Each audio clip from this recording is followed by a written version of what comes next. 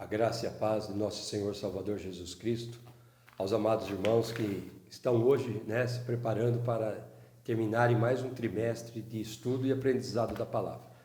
Glória a Deus pela sua vida, que durante esse trimestre esteve junto conosco todas as aulas, aprendendo um pouco sobre o livro de Reis e Crônicas, onde falam sobre os reis de Israel.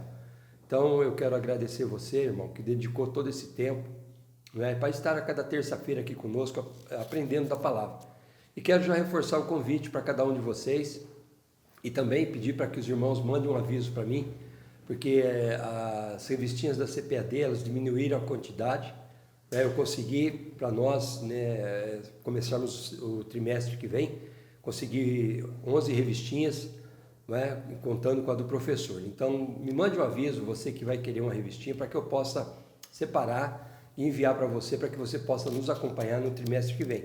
E nós vamos estar falando sobre o apóstolo Paulo, algo que vai ser de grande valia para nós, para o crescimento e as experiências, e o ministério de Paulo. Então nós vamos estar aprendendo sobre esse apóstolo, que é o apóstolo dos gentios.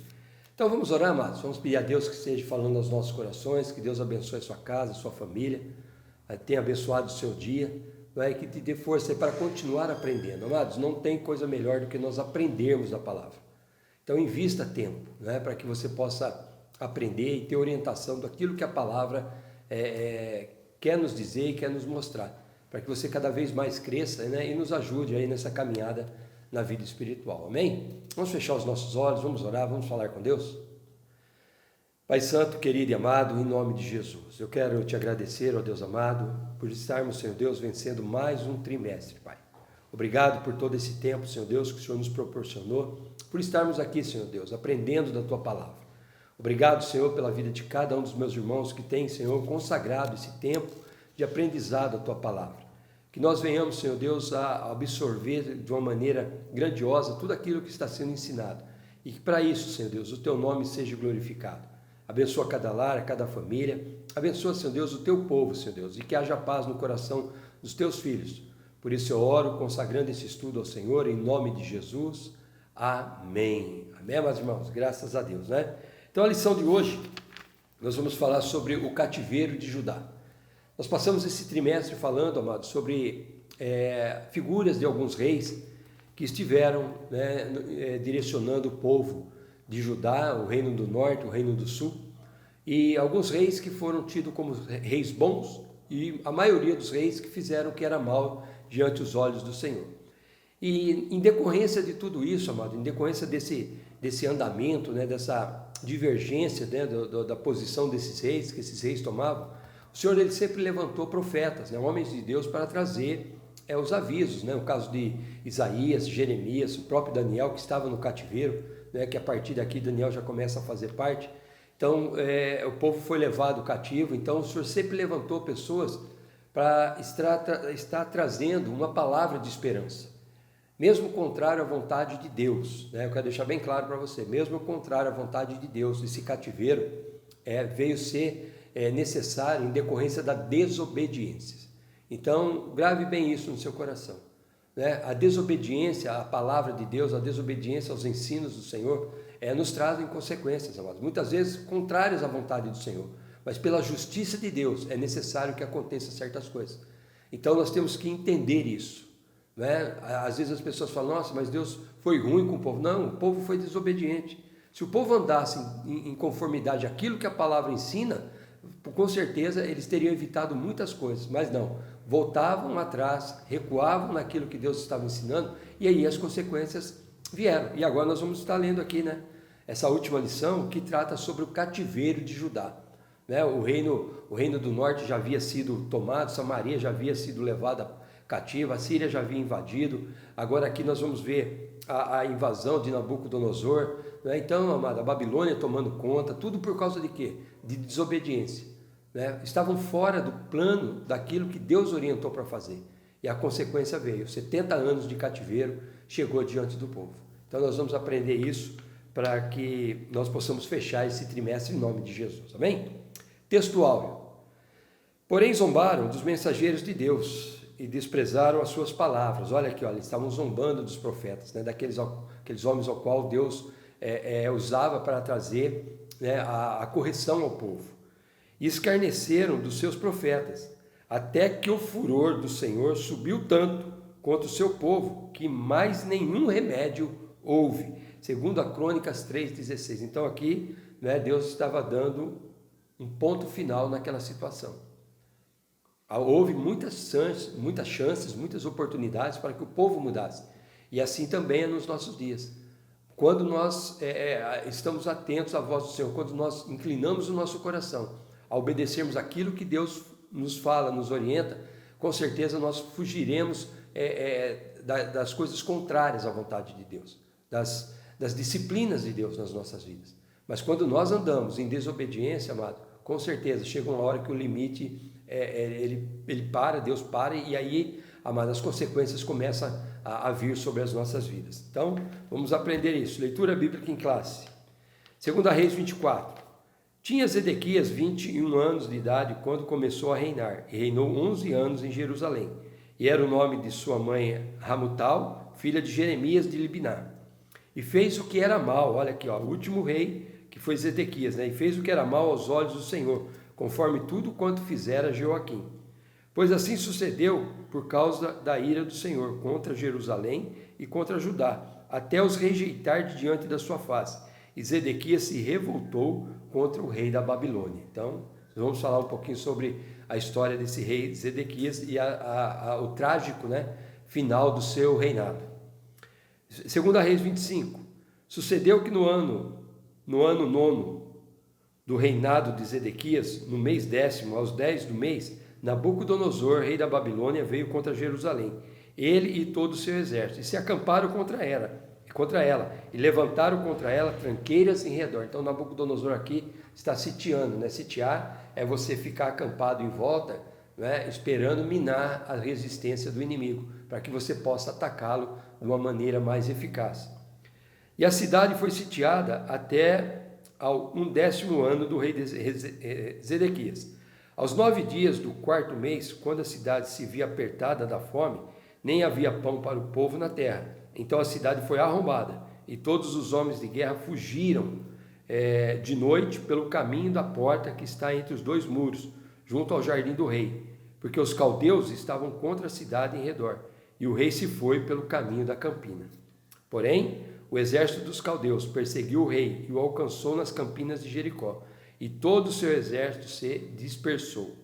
E tomaram o rei e o fizeram subir ao rei da Babilônia, em Riblá, e procederam contra ele. E aos filhos, olha só, amado, olha o que a situação em que chegou o rei Zedequias. E aos filhos de Zedequias degolaram diante dos seus olhos, e vazaram os olhos de Zedequias, e o ataram com 2 cadeias de bronze e o levaram à Babilônia. E no 5º mês, no 7º dia do mês, este era o ano 19º de Nabucodonosor, rei da Babilônia, veio Nebuzaradã, capitão da guarda, servo do rei de Babilônia, a Jerusalém, e queimou a casa do Senhor, a casa do rei, como também todas as casas de Jerusalém, todas as casas dos grandes igualmente queimou. E todo o exército dos caldeus, que estavam com o capitão da guarda, derribou os muros em redor de Jerusalém. Olha que situação trágica, não é? Que o povo foi levado cativo, a invasão chegou, eles não puderam resistir, não é? E Deus permitiu que isso estivesse acontecendo para trazer a correção ao povo, né? Em virtude do quê? Da desobediência que estavam tendo, andando em desconformidade à vontade do Senhor. E nós vamos falar aqui, amados, sobre o profeta Jeremias, que foi um dos profetas que anunciou que isso estaria acontecendo, dizendo que se eles não resistissem, eles iriam cativo, eles não deixariam de estar indo cativo, não é? Mas eles poderiam voltar, mas se eles erguessem resistência, eles estariam pagando muito caro por isso. E foi exatamente o que aconteceu. Quando alguns falsos profetas, né, disseram que aquilo que Jeremias estava anunciando não era verdadeiro, que aquilo seria passageiro, o rei Zedequias foi dar ouvido a esses falsos profetas. E aí está um grande perigo, né? Quando abrimos os nossos ouvidos para ouvir, não aquilo que Deus quer falar, mas aquilo que nós queremos ouvir, não é? E acabamos dando ouvido a falsos profetas que acabam trazendo problemas, não é? Em decorrência da vontade do Senhor. Então nós temos que ficar muito atentos para esse tipo de situação. Introdução. A fase final do reino de Judá foi protagonizada por 4 reis. Joacás, filho do rei Josias, Joaquim, que reinou por ocasião do primeiro grupo de prisioneiros levados, para a Babilônia em 605 a.C., Joaquim, que com apenas 3 meses de reinado vivenciou o cerco de Jerusalém por Nabucodonosor, que resultou em 10.000 pessoas presas em 597 a.C., e Zedequias, o rei entronizado por Nabucodonosor no lugar de Joaquim. Nesta lição veremos Zedequias rebelando-se contra o rei da Babilônia, causando um novo cerco que durou 18 meses, amado, e finalmente resultou na queda definitiva de Jerusalém em 586. Imagina você, uma cidade sitiada, cercada, as pessoas não podendo sair, não podendo buscar alimento, não podendo fazer seus negócios por 18 meses.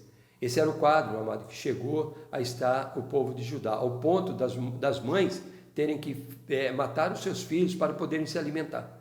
Então essa era o sinal trágico, né, de uma desobediência desordenada em desconformidade à vontade do Senhor. O declínio espiritual de Judá. Tópico 1, item 1, as advertências dos profetas. Os profetas do Antigo Testamento foram unânimes, incansáveis em denunciar as injustiças e as terríveis transgressões do povo e dos líderes da nação. Todos foram taxativos em dizer que aquelas vindicações, especialmente contra o pecado de idolatria, já estavam excedendo as medidas de Deus.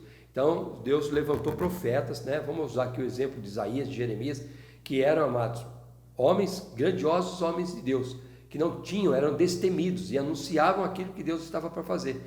Mas a resposta do povo era contrária, não é? Mas mesmo assim, eles tomaram posição e não deixaram de anunciar aquilo que Deus estaria fazendo. Previsão dos acontecimentos que levaram Judá ao exílio. O ministério de Jeremias foi o mais importante nesse período. Ele iniciou suas atividades proféticas no reinado de Josias e deu continuidade durante os 4 reinos seguintes. Então Josias foi aquele que nós aprendemos, né, que fez o que era reto diante dos olhos do Senhor, restaurou o templo, restaurou o sacerdócio, os levitas foi colocado de volta, né? Mas aí começaram a andar contra as palavras do Senhor. E surge Jeremias nesse período, né, para trazer o anúncio daquilo que Deus estaria fazendo. No tempo desse grande profeta havia muita discórdia e confusão sobre o que era verdadeiro e a falsa palavra de Deus. Por isso, precisamos estar atentos para discernirmos a palavra do Senhor. Ao advertir o povo sobre os pseudos profetas, Jeremias o fez de modo tão peculiar que parece estar se referindo aos falsos profetas dos nossos dias. Olha aqui, um aviso para nós. Olha a situação que estava aqui. Então, o que estava em xeque era aquilo que Deus estava dizendo para o povo. E os falsos profetas tentando dizer para o povo aquilo que eles queriam ouvir. Então, o autor aqui da revistinha, ele faz uma colocação muito interessante, né? Jeremias o fez de modo tão peculiar que parece estar se referindo aos falsos profetas dos nossos dias, né? Então, similaridade nos nossos dias de hoje. Item 3 do tópico 1. Motivos que levaram Judá ao cativeiro. O cativeiro aconteceu especialmente por causa da obstinada desobediência da liderança judaica. Essa posição é consolidada por vários outros profetas, dentre eles Miqueias. Além da idolatria, pecados abomináveis foram cometidos contra Deus, derramaram sangue inocente, cometeram todo tipo de corrupção e injustiça social, não observaram o descanso sabático e ainda mataram muitos dos seus profetas. Então, o Estado aqui estava totalmente sem orientação. Chegaram a um limite em que não havia mais outra tratativa de Deus a não ser permitir, não é, que eles passassem 70 anos de cativeiro. Estavam totalmente fora, né, dos princípios, das orientações e das leis de Deus. E isso é um grande perigo, amado. Andar em desconformidade à lei do Senhor para fazer aquilo que nós desejamos, pode ter certeza, vão vir consequências desastrosas para as nossas vidas. A situação de Judá é uma triste realidade para um povo que recebeu tantas profecias, avisos e oportunidades de arrependimento, mas decidiu pela apostasia. Ao olhar para a história de Judá, cultivemos o sentimento de humildade em nosso coração. para que o temor de Deus nos previna de toda apostasia.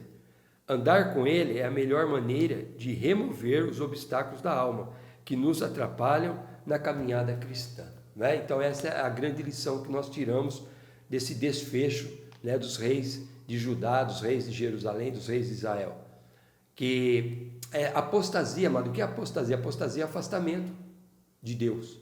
É se afastar daquilo que Deus deixou escrito na sua palavra, daquilo que Deus tem anunciado. Então isso nos faz andarmos em desconformidade à vontade do Senhor. E aqui o autor ele fala, olha, andar com Ele é a melhor maneira de remover os obstáculos da alma que nos atrapalham na caminhada cristã. Quer dizer, muitas vezes nós passamos situações que a nossa carne começa a ganhar força, e aí é um grande perigo, porque quando nós começamos a decidir, né, queremos decidir pelas nossas próprias vontades, nós com certeza estaremos indo em desencontro à vontade de Deus. E aí, amado, né, as consequências serão muito desastrosas. Item 2. A obstinação de Zedequias e a sua queda. A teimosia de Zedequias. Zedequias, o último rei de Judá, não entendeu bem a exata conjuntura em que a nação se encontrava, e por sua própria conta resolveu não dar ouvidos à voz do profeta. Zedequias fez constantes ameaças a Jeremias, até tentou mantê-lo submisso aos seus caprichos. Mas Jeremias, como homem de Deus, não se deixou corromper. Antes, proferiu toda a palavra do Senhor. E é isso que tem que acontecer, né, amado? O verdadeiro homem de Deus, a verdadeira mulher de Deus, ele não pode mudar aquilo que Deus está falando e determinando, seja para quem for. E Zedequias tentou aqui, né, negociar com Jeremias. E Jeremias, amado, nessa época da invasão, ele estava preso, né, estava no calabouço, ao qual Zedequias havia jogado Jeremias lá dentro. Né? E esse Nebuzaradã, que era chefe da guarda, foi até onde estava Jeremias e o libertou, e deu condições a ele de escolher onde ele queria ficar. Né? E Jeremias preferiu ficar com o povo, né? Os remanescentes que ficaram foram deixados em Jerusalém, em Judá. Então, amados, preste bem atenção, olha aqui o que a teimosia, né, faz, né? Tirando fora dos propósitos de Deus. Surdos aos avisos dos profetas. Jeremias advertiu o rei Zedequias dizendo que, caso se rendesse à Babilônia, sua integridade seria preservada. Todavia o rei não deu ouvidos ao profeta, razão de acontecer o que estava previsto. O poderoso exército babilônico invadiu e destruiu Jerusalém. Zedequias e o povo de Judá estavam tão confiantes em sua religiosidade e escolha divina em relação às demais nações que nem pensavam na hipótese de serem quase aniquilados. Então, né, aqui faltou o quê? Submissão. Ele deveria olhar o quadro que estava acontecendo, a maneira que estavam vivendo. E é isso que muitas vezes acontece. Nós achamos que a maneira que estamos vivendo e caminhando está bom para Deus. E muitas vezes estamos fazendo tudo o contrário. Quando começam a sobrevir os problemas e as dificuldades. E aí, nós começamos a questionar, achando que Deus se esqueceu de nós, que Deus nos deixou. Mas quem deixa verdadeiramente somos nós, que nos afastamos da direção e do caminhar de Deus. Então que nós venhamos a andar sempre em conformidade à vontade do Senhor. Jerusalém, item 3, Jerusalém é cercada e levada cativa. A destruição da cidade santa e do templo. Após as investidas dos assírios, dos egípcios e de 3 ofensivas dos babilônios, a forte e imponente cidade de Davi se encontrava completamente arrasada. Durante o cerco de Jerusalém, que durou 18 meses, né, olha, 1 ano e 6 meses, ninguém podia entrar nem sair. Os víveres estocados foram sendo rapidamente consumidos, e os animais eram abatidos e oferecidos como alimento, até que não restou mais nada. A cidade santa estava em extrema pobreza e miséria. Foi nesse momento que o poderoso exército da Babilônia rompeu uma brecha no muro e invadiu a cidade. O templo sagrado, erigido há 380 anos, foi saqueado, destruído e queimado. A glória de Israel se foi. Aí você pode perguntar assim, meu Deus, por que isso estava acontecendo? Simplesmente por desobediência. Então, amados, se nós muitas vezes passamos por problemas, por lutas, por provações nas nossas vidas, nós primeiro precisamos analisar a situação que nós estamos fazendo e caminhando, para que nós não venhamos a questionar Deus e achar que Deus está agindo de maneira incorreta. Deus jamais vai agir de maneira incorreta. Deus é justo e nele não há erro. Então, o julgar de Deus, amado, é sempre com justiça. Então, nós temos que analisar as situações. Item 2 do tópico 3. A matança, o cativeiro, a peste e a pobreza. No livro de Lamentações de Jeremias, o profeta descreve com riqueza de detalhes as deploráveis cenas que assistiu. Em Lamentações 4, 3, 10, você vai ver. A fome chegou a tal ponto que as mães cozinhavam e serviam os próprios filhos como comida. Até os sacerdotes perderam as esperanças e as virgens ficavam assentadas sem forças à beira do caminho. As crianças morriam de sede e fome e ninguém podia saciá-las. Chegou ao limite, amados. Chegou ao limite. É como sempre o pastor às vezes diz na igreja, Deus às vezes ele vai dando linha, esperando uma reação favorável da pessoa, mas chega um momento, amado, que isso chega no limite, e aí o Senhor ele puxa, dá aquela puxada na corda, e aí é que as consequências começam a ficar terríveis. Olha-se o quadro que estava aqui, estavam com fome, estavam em miséria, as mães estavam cozinhando os próprios filhos para se alimentarem, para poderem sobreviver, e nada disso adiantou, porque o exército babilônico invadiu, e levou todo o povo cativo. A esperança profetizada. A mensagem de Jeremias deixou todos desesperados. Em Lamentações, o profeta desvela toda a sua tristeza. Mas, mesmo assim, não deixou de se lembrar e registrar o quanto Deus é misericordioso e o tamanho da sua fidelidade. Portanto, assim como Jeremias mudou sua desolação para um estado de esperança, também o cristão deve desenvolver uma atitude de fé diante as suas dificuldades e enfrentamentos. O maior motivo da nossa esperança é a ressurreição de Cristo. Cristo em nós, a esperança da glória. Amados, o que nós aprendemos com esse trimestre? A questão da desobediência. Muitos reis faziam aquilo que achavam que deveriam fazer, trouxeram idolatria para dentro do povo de Israel, fizeram abominações diante do povo, Alguns outros reis restauraram todas as coisas, o caso de Josias que nós vimos, mas a maioria deles, amado, deixavam-se levar pelas circunstâncias, para atender muitas vezes aquilo que o povo desejava. E quando nós partimos para atender a vontade do povo, com certeza nós vamos ir em desencontro à vontade de Deus. Então é melhor obedecermos a Deus do que aos homens. Mas o Senhor é um Deus misericordioso. Além de ser justo, Deus ele tem sempre uma oportunidade para que aquela pessoa que está longe do seu caminho se arrependa do seu mau caminho, conserte o seu caminho, e receba o favor e a graça e a misericórdia do Senhor. Assim como o autor disse, olha, o maior motivo da nossa esperança é a ressurreição de Cristo. Cristo em vós, esperança da glória. Amém? Então, vamos aprender com essas circunstâncias e situações e continuarmos, amado, caminhando na direção daquilo que Deus tem para as nossas vidas. Então, nós estamos encerrando aqui, eu vou ler a conclusão para vocês. Estamos encerrando mais um trimestre. Amado, consagre um tempo de aprendizado. Consagre um tempo para ouvir a palavra de Deus.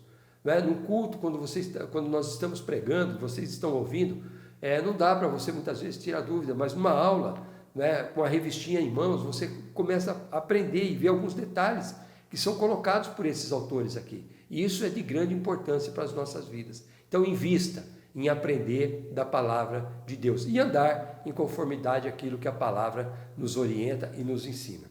Conclusão: a esperança do reino de Judá no cativeiro é uma triste lição para todos os crentes. Quando os falsos deuses ocupam o coração de uma pessoa, ela se torna cativa de suas escolhas erradas. Está entendendo? É quando você começa a fazer aquilo que você quer e não deixar que Deus trabalhe na sua vida. A boa notícia é que, pela misericórdia de Deus, Judá retornou à sua terra prometida. Deus ainda usa suas misericórdias para com seu povo. Elas não têm fim. Novas são a cada manhã. Então, eu quero fechar esse trimestre aqui com vocês, né, justamente com esse versículo. As misericórdias do Senhor não têm fim, elas são novas a cada manhã, elas se renovam a cada manhã. Então, tome a posição, continue firme, né, zelando pela verdade da palavra de Deus, e com certeza, né, aquilo que for necessário, o Senhor vai estar fazendo para que nós sejamos abençoados. Amém, amados? Deus abençoe a sua vida, né? Graças a Deus por esse trimestre ao qual você participou, e fica aqui mais uma vez o convite para iniciarmos o trimestre na semana que vem e estarmos juntos aprendendo sobre o apóstolo Paulo. Feche seus olhos. Amado Deus, eterno e soberano Pai, a Ti eu rendo a honra, a glória, o louvor e a gratidão. Obrigado, Deus, pela oportunidade que o Senhor nos dá a cada terça-feira de estarmos aqui, Senhor, aprendendo um pouco mais sobre as verdades da Tua palavra, sobre a história do Teu povo, sobre aquilo, Pai, que o Senhor fez para que o Teu povo, Pai, andasse em conformidade à Tua vontade, os Teus propósitos, os Teus ensinamentos. Pai, perdoa os nossos pecados, perdoa as nossas falhas, nos ajuda, Senhor, nesta caminhada, para que não venhamos a desviar nem para a direita e nem para a esquerda, mas que possamos andar no centro da Tua vontade. Abençoa, Senhor Deus, a vida de cada um dos meus irmãos que dedicaram esse tempo tão precioso de aprendizado, e dai força, Pai, para que eles possam continuar aprendendo a cada terça-feira um pouco mais da Tua palavra. Por isso eu oro e agradeço, em nome de Jesus. Amém. Amém, amados irmãos? Graças a Deus, né? Nós vamos orar nesse momento pelos nossos dizimistas, pelos nossos ofertantes, por pessoas que estão aí passando por problemas de enfermidade, né? Vamos pedir a Deus que estenda a sua mão para curar, para que o sangue de Jesus esteja sobre a vida dessa pessoa e nos livre dessas enfermidades. Vamos também orar pelo próximo culto que nós estaremos realizando ao ar livre. As coisas já estão assim encaixando, nós estamos nos preparando para isso, né? E no domingo, né, quero avisar você, no próximo domingo, nós teremos a nossa Santa Ceia presencial, né, das 9 às 11, das 18 às 20 horas. Né? Conto com a sua presença para nós estarmos celebrando mais um momento e participarmos da Santa Ceia do Senhor. Pai Santo, querido e amado, em nome de Jesus. Neste momento, Pai, eu quero agradecer o Senhor pela vida dos nossos dizimistas, ofertantes, pelos nossos líderes, Pai, que, Senhor, procuram obedecer a Tua palavra, os ensinamentos, Pai. Pai, que o Senhor esteja abençoando a vida de cada um dos meus irmãos. Pai, que não falte o alimento, que não falte o sustento, que pela obediência à Tua palavra, Pai, eles possam ver, Senhor Deus, o milagre, Senhor Deus, da prosperidade acontecendo sobre a vida de cada um. Pai, obrigado, Senhor Deus, porque até aqui o Senhor nos ajudou. Até aqui o Senhor esteve cuidando, Pai amado, do nosso ministério. Continua, Senhor, nos abençoando e nos fazendo vencer, Pai, todos os nossos compromissos e obstáculos. Abençoa também as pessoas que estão enfermas. Pai, o Senhor é o médico dos médicos. Cura, Pai, liberta, restaura, dê saúde, Pai. E faça, Pai, que o Teu nome seja glorificado. Por isso, Pai, eu oro e agradeço. Em nome de Jesus. Amém. Amém, meus irmãos? Perdão. Que Deus te abençoe. Não é? Então fica aqui mais um convite. Quinta-feira nós teremos o nosso culto presencial. No domingo, né, nós teremos, no sábado, né, dia 2, homens, varão de Deus, né, esteja conosco nesse encontro que vai ser bênção, né? O pastor Carlos da Igreja do Nazareno vai estar ministrando uma palavra aos nossos corações. Conto com a presença de todos nesse evento. No domingo, né, nós teremos também a nossa Santa Ceia. Né? Quero ver todos ali em comunhão, participando do corpo e do sangue de Cristo. Amém? Erga sua mão para o alto. Que a graça de nosso Senhor Salvador Jesus Cristo, o amor de Deus Pai e a comunhão consoladora do Espírito Santo esteja sobre todo o povo de Deus, agora e para sempre. Todos digam amém e graças a Deus. Deus abençoe.